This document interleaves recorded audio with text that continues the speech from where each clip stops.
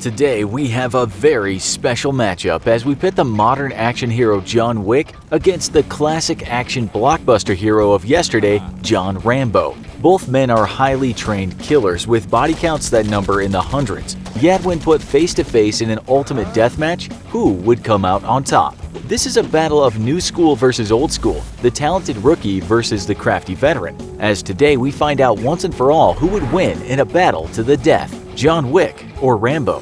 John Wick may be the new kid on the action hero scene, but he's still a middle-aged assassin. In the comics, Wick is forced to fend for himself from a young age, making his living as a thief in a poor Mexican village, until his thievery drew the ire of a group of gunmen who decimated his small town. In the film series, though, Wick is portrayed as an orphan from Belarus, who was taken under the wing of a top assassin and brought to the US, where he was taught to take up his mentor's trade. Whatever origin story you prefer, the next phase of Wick's life involved a brief stint with the US Marine Corps, where he served as an infantryman, though the lack of available information on Wick's service record indicates that he may have actually spent some time as a Special Forces operator. His time in the service didn't last long though, and Wick left the Corps to become a professional hitman, joining the Continental, a chain of hotels that caters exclusively to criminals. Wick's expertise in hand-to-hand combat and firearms both quickly drew the attention of top crime bosses, and soon Wick had developed a close relationship with Russian mobster Viggo Tarasov, working as his top cleaner.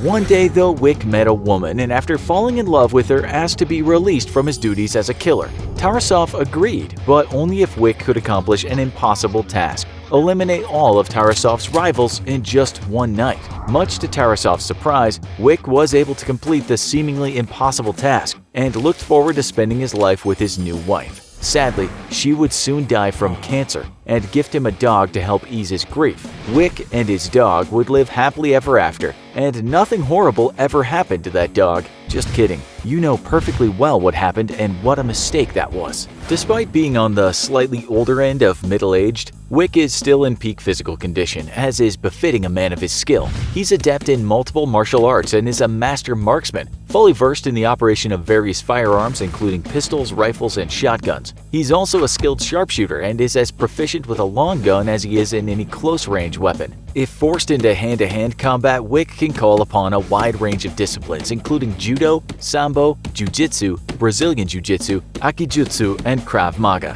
One of his greatest assets, though, is his incredible mental fortitude, with the ability to suppress even extreme amounts of pain and maintain his concentration. He's fluent in several languages, including English, Russian, and Italian amongst others, and can even use the American Sign Language, so even deaf criminals won't be spared from a final one-liner. Despite all of his killing skills though, Wick only uses violence as a last resort, and much prefers to intimidate or discourage opponents from seeking out the violent alternative. He also makes it a point to ensure that innocent people are not harmed during the course of his work, taking great pains to avoid any collateral damage. Despite all of his strengths though, Wick suffers from several key weaknesses. Wick's overbearing need for revenge and his anger both often force him into inopportune situations and can blind him into ceding the tactical advantage to his enemy. Often Wick will prefer a brute force approach over a more carefully thought out strategy if the target he's pursuing is someone who has offended him personally, and this can be used to manipulate Wick. In the other corner is John Rambo, the Cold War-era action hero and all-around American badass. Born in Bowie, Arizona, Rambo had a tough childhood and his mother died while he was still young. This left him working on his family's ranch with a father who was an alcoholic and often abusive. With no friends and no family life to speak of, Rambo sought out the companionship of the Native American elders living nearby, and they taught Rambo how to hunt and use their traditional weapon, the bow and arrow. They also taught Rambo tribal hand-to-hand wrestling and striking techniques, forging the budding teenager into a formidable opponent. One day, shortly before receiving his draft notice for the Vietnam War, his drunk father attacked him with a knife, trying to kill him. Rambo disarmed his father and shot him with an arrow, almost killing him before running away. With no other options in life, Rambo enlisted with the US Army. Rambo entered into infantry training but was selected to become an airborne ranger, graduating from Ranger School in May of 1966. His first deployment would be later that year in September, as he accompanied the legendary 101st Airborne to South Vietnam. After 2 tours of duty, Rambo volunteered for Special Forces training, and he returned to the U.S. in December of 1967 to undergo Special Forces training at Fort Bragg, North Carolina. Eventually, Rambo would become a fabled Green Beret. These Snake Eaters, as they are known, are one of the most feared special units in the world, and their very long history of operating deep behind enemy lines speaks to their fearsome reputation. Rambo's service throughout the Vietnam War would remain classified to this day, though it is known that he often operated so deep behind enemy lines that extraction by foot was the only way home. At one point, he and his team were captured though, and all of the men endured extreme torture until most of them had died from their wounds. Rambo bore his torture without even spilling his secrets, spending months living in a hole dug in the ground, with feces and urine frequently thrown on him by his captors. To escape, Rambo purposefully gave himself dysentery, and when his guards went to fetch help, Rambo made the escape, stumbling back to friendly lines from deep in enemy-held jungle and burning with fever. Rambo would end his tour of service in Vietnam with 59 confirmed kills, many more unconfirmed, 2 Silver Stars, 4 Bronze Stars, 4 Purple Hearts, the Congressional Medal of Honor, and the Distinguished Service Cross. Rambo is a veteran of one of the nastiest wars the United States has ever waged. He's an expert marksman, is fond of using a modern compound bow to achieve stealthy kills. He is very physically strong, able to fire an M60 machine gun from the hip without suffering much lack of accuracy from recoil. Despite his huge size though, Rambo is incredibly stealthy, as befits a man who for a decade made his living by haunting the deepest jungles of Vietnam. He is a master of camouflage, able to conceal himself from even thermal surveillance. Trained in jiu-jitsu and taekwondo during his time in the army, Rambo is a formidable hand-to-hand fighter, and his superior strength allows him to overpower even more technically skilled opponents. An extremely high pain tolerance also allows Rambo to remain clear-headed despite many painful wounds. Despite all this though, Rambo's greatest strength is his very intelligent tactical mind. A master of ambush, Rambo is extremely skilled at setting up deadly surprises for his opponents, and rather than use brute force to overpower an enemy, prefers to shock and awe them through a variety of distractions and surprise attacks. Rambo's weaknesses include a distaste for civilian casualties, and he's known to back off an attack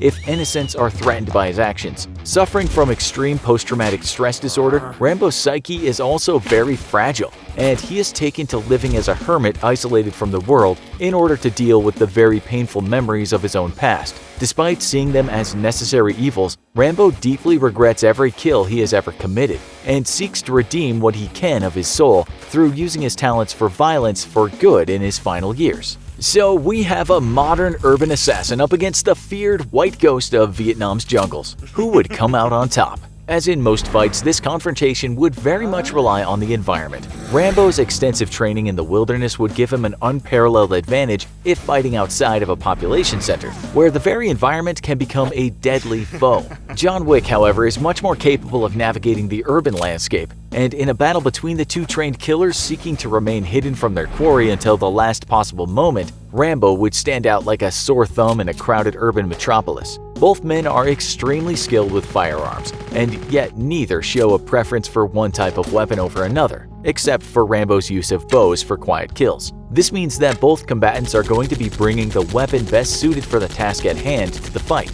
and given their experience in combat, they would both likely be choosing similar weapons. This leaves neither with an advantage or disadvantage over the other, and at firefighting range, victory would go to the man who put sights on target accurately first. The two are so evenly matched in this category that a winner would likely come down to dumb luck or a lucky shot. In hand-to-hand combat, John Wick is the superior technical fighter, yet Rambo is by far physically stronger. In most hand-to-hand matchups, the win is going to be Rambo. As Bruce Lee famously said in a fight between him and Muhammad Ali, he believes Ali would win every time due to his far superior strength. While Rambo's strength may have weakened over the years due to his age, in a fight between the two when at similar ages, Rambo would win in a melee more times than not.